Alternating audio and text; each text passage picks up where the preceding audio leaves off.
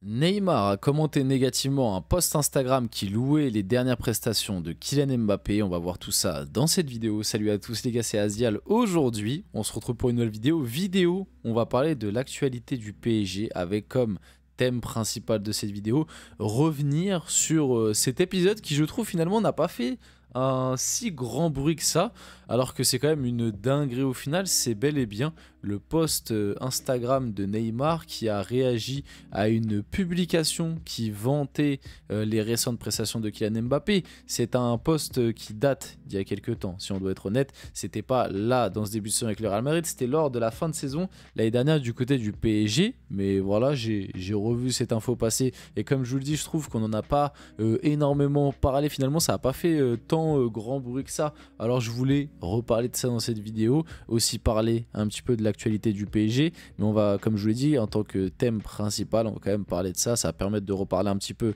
de la fin d'histoire Mbappé, Neymar, PSG, la relation entre les deux. Bref, vous connaissez. Et aussi, voilà, Neymar en ce moment, les gars, ce n'est plus un joueur de foot. On va pas se mentir. Je vois plus de trucs passer sur Neymar par rapport à ses déclarations sur Instagram ou alors à ses blessures malheureusement, et je trouve ça très très triste parce que moi Neymar c'est un joueur qui m'a fait rêver. Mais ouais, clairement à l'heure actuelle Neymar, entre là très récemment on en a aussi parlé sur la chaîne, le post Instagram sur Rodri, il est bavard lui, c'était quand même très très marrant. Là, post Instagram où il traite de... Voilà, c'est écrit juste sur la miniature, le post Instagram qui louait les dernières prestations de Mbappé. Bon, en ce moment, Neymar, il a des choses à dire.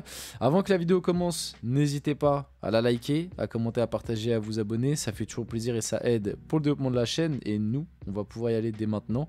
Et du coup, parler un petit peu de ce sujet-là et aussi de l'actu du Paris Saint-Germain. Donc, on commence avec ça.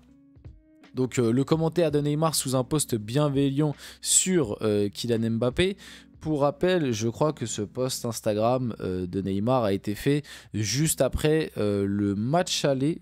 En tout cas, c'était juste après PSG-Barça. Je ne sais plus si c'était le match aller ou le match retour, où en gros, c'était un post Instagram qui expliquait que Kylian Mbappé était mal utilisé, que Kylian Mbappé allait revenir. Bref, en gros, un post Instagram qui vraiment louait, on va dire, les qualités de Kylian Mbappé, qui expliquait, on va dire, pourquoi il y avait un petit déclassement. Donc bref, en gros, c'était un post pour, entre guillemets, défendre Kylian Mbappé, et Neymar a répondu...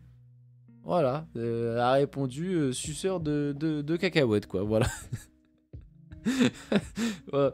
Une preuve de plus, enfin un truc en plus qui montre que malheureusement, la fin d'histoire entre Neymar, la fin de bromance entre Neymar et Mbappé a vraiment tourné très très négativement. Mais ouais, comme je l'ai dit, je trouve cette info complètement dingue en vrai. Je trouve cette info complètement dingue et je trouve qu'on n'en a pas beaucoup parlé. C'est quand même un truc de ouf que Neymar, compte officiel et tout, il commente une publication sur Kylian Mbappé. Moi, voilà, suceur.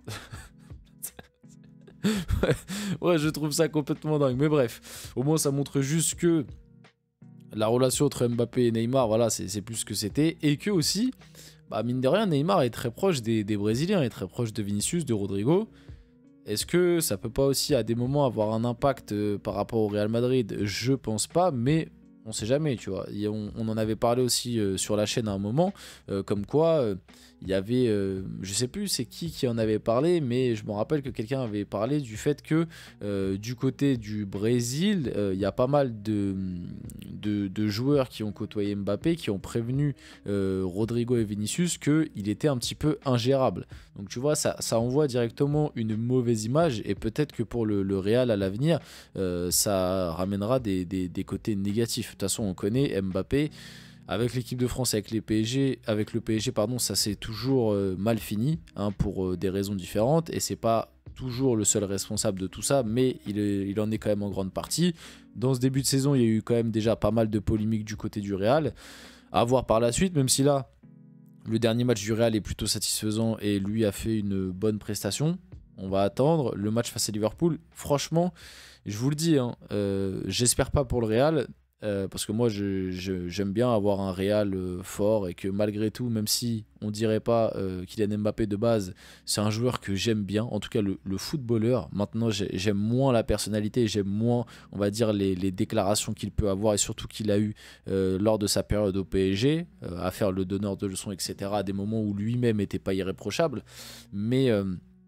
Mais ouais, ça peut être le divertissement mercredi. Parce que Liverpool-Real Madrid, quand on voit la forme actuelle de Liverpool à Anfield, même si les dernières confrontations entre les deux équipes, ça a souvent tourné en faveur du Real, là, ça peut vraiment donner quelque chose de sympathique. Donc on va suivre ça de près et on va pouvoir passer un petit peu à la suite. Parce que justement aussi, hein, en étant supporter du PSG, bon, nous, il y a la musique du Bayern qui commence à s'approcher. Là, il y a le tin, tin, tin, tin. Là, petit à petit, là, je commence à le sentir.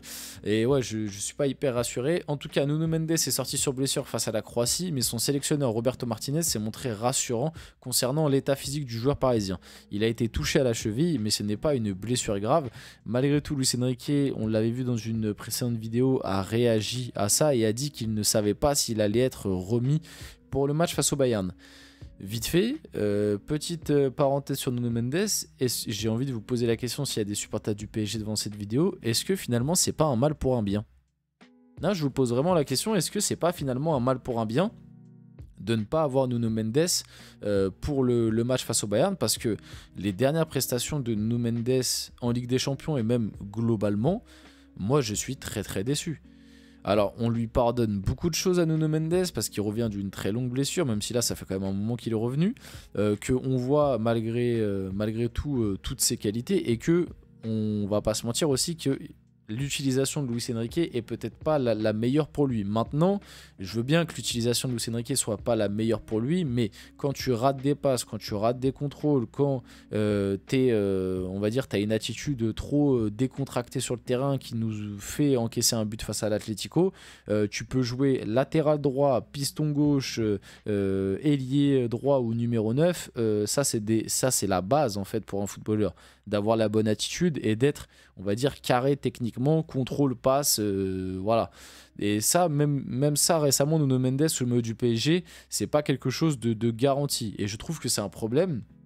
Quand aussi on prend le côté souvent blessé et le côté extra-sportif, voilà, on va dire que Nuno Mendes, ces derniers temps, il aime beaucoup sortir le soir.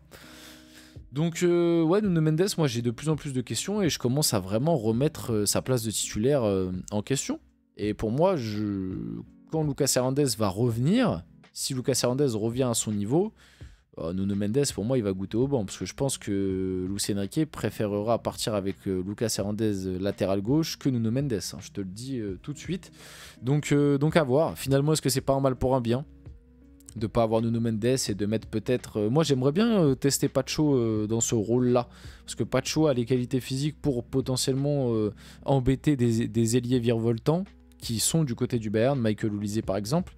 Après le problème c'est que dans l'axe du coup tu mets qui? Moi j'aimerais bien, c'est que mon avis, hein, j'aimerais bien tester Pacho à gauche, Beraldo, Marquinhos dans l'axe. Justement pour avoir Beraldo qui va avoir ce côté relanceur, avoir Marquinhos à côté de lui qui va avoir ce côté défenseur, couverture pour jouer un peu plus les duels. Faut que Marquinhos joue les duels et que Beraldo prenne un peu plus le recul. Et je pense que ça, parce que tu vas avoir Harry Kane en face quand même, faut envoyer Marquinhos dessus parce qu'on se rappelle l'année dernière, Beraldo il avait du mal au duel face à Lewandowski. Et moi je pense que ça pourrait donner quelque chose de pas mal. Parce que Beraldo dans l'axe, moi je le dis, je le répète, sous le maillot du PSG, quand il est défenseur central, je le trouve pas du tout horrible. J'aimerais bien voir tester ça. Maintenant, j'y crois moyen. Moi, je pense plus que il va. Si Nuno Mendes est là, Nuno Mendes va jouer. Et si jamais il est vraiment pas là et pas apte, je pense qu'il mettra Beraldo, mais plus à gauche et qu'il laissera Pacho dans l'axe. D'ailleurs, Gonzalo Ramos et Lucas Hernandez vont reprendre l'entraînement collectif cette semaine. Les deux joueurs pourront revenir dans le groupe du PSG, soit contre le Bayern le 26 novembre en Ligue des Champions, ou soit le 30 novembre pour la réception de Nantes. Donc ça s'est fait très rapidement finalement. Bon. Pour Gonzalo Ramos, on n'est pas surpris parce que c'est ce qui était prévu de base, à peu près la période fin novembre, début décembre. Mais pour Lucas Hernandez, de base, on avait annoncé janvier 2025. Donc il revient quand même avec un mois d'avance. C'est positif, ça veut dire que l'opération s'est bien passée et que lui a bien charbonné de son côté. Gonzalo Ramos était de retour à l'entraînement aujourd'hui à l'entraînement collectif du PSG, pardon, il était de retour. Et Lucas Hernandez devrait faire son retour à l'entraînement collectif du PSG la semaine prochaine. Le Français ne ressent plus aucune douleur. Donc normalement, Gonzalo Ramos, lui de son côté, a déjà repris l'entraînement. Et normalement, Lucas Hernandez devrait reprendre fin de semaine, début semaine prochaine, l'entraînement collectif. Et l'entraînement collectif, ça veut dire que c'est très très positif. Ça veut dire que individuellement parlant, de son côté, son entraînement a été une réussite et que du coup il pourra reprendre collectivement et qu'il a à l'heure actuelle l'intensité et les jambes pour faire des entraînements avec les autres. Du coup c'est très positif. J'ai hâte d'avoir le retour des deux parce que ça va apporter, ça va grandement apporter à cette équipe. Gonzalo Ramos parce que voilà, le problème de but peut être réglé face à lui même si il va pas tout changer, Gonzalo Ramos, et Lucas Hernandez justement pour ce rôle de latéral gauche qui je pense en termes de profil correspond plus à ce que aime Luis Enrique. On finit la vidéo là-dessus. J'espère que cette vidéo vous a plu. Si c'est le cas, n'hésitez pas à la liker, commenter, partager et vous abonner les gars. C'était Azial et on se retrouve très rapidement pour une prochaine vidéo.